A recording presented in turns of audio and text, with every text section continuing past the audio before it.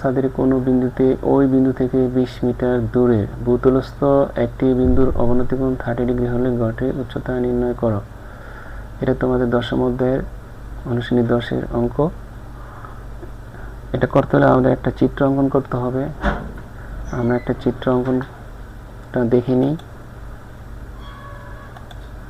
যেহেতু বলা হয়েছে গড়ের ছাদ, অলরেডি গড় কিন্তু চলে আসছে চিত্রে। এরপরে ছাদের এই বিন্দু থেকে 20 মিটার দূরে ভূতলস্থ বিন্দু হচ্ছে বি।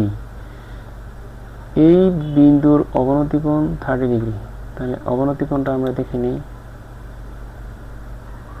অবনতি কোণ কোথায় হবে? এই যে এটা একটা সরলরেখা, তার নিচের বিন্দুর সাথে যে কোণ উৎপন্ন কোণ সেটা হচ্ছে অবনতি কোণ। আচ্ছা, এই কোণ 30 ডিগ্রি হলে এই কোণটাও 30 ডিগ্রি হবে। কেন? তারা হচ্ছে একান্তর কোণ। এরপরে যাই আমরা।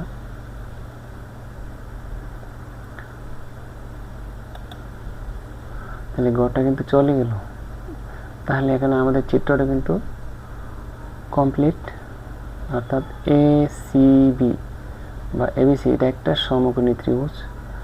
আর এই টাইপের সমস্যা সমাধান করতে হলে অবশ্যই আমাদের এই সমকোণী ত্রিভুজ লাগবে। সেক্ষেত্রে বন্ধুরা গড়ের উচ্চতা কত সেটা এখন নির্ণয় করতে হবে। তাহলে দেখো, এই কোণ সাপেক্ষে এটা কিন্তু অতিভুজ। সি হচ্ছে 90 ডিগ্রি, তাহলে এ বি হচ্ছে অতিভুজ। আমরা বের করব এসি এর মান। এই কোণ সাপেক্ষে এসি হচ্ছে লম্ব।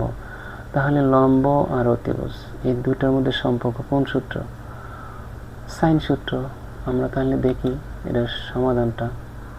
আমরা একটু বিবরণ দিব প্রশ্ন অনুযায়ী, তারপরে লিখব এসি উচ্চতাটা 8 মিটার আমরা ধরলাম।